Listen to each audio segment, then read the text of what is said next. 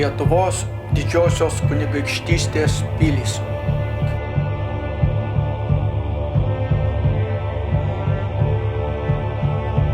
Elėja. Elėjos vardas žinomas nuo X amžiaus. Elėjos dvaras įsteigtas XVI amžiuje, kai teritoriją valdė Kuržemės hercogo vietininkas Georgas von Tiefenhausenas. 633 netoliese pastatyta Sesavos liuteronų bažnyčia.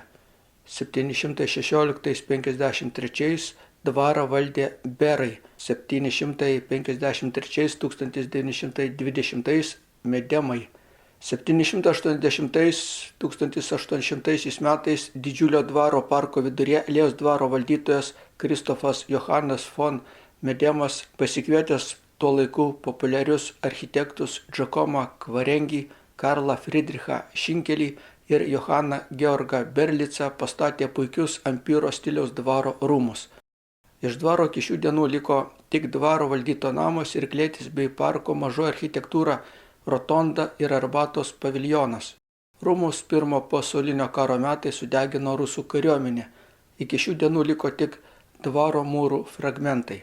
Per 915 metų gaisrą sudegė ir kiti 17 dvaro pastatų.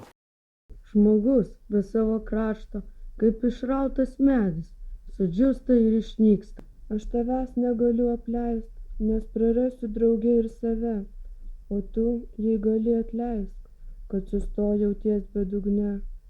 Supratau, kankinaus ir mąsčiau, bet tavęs išeities nemačiau.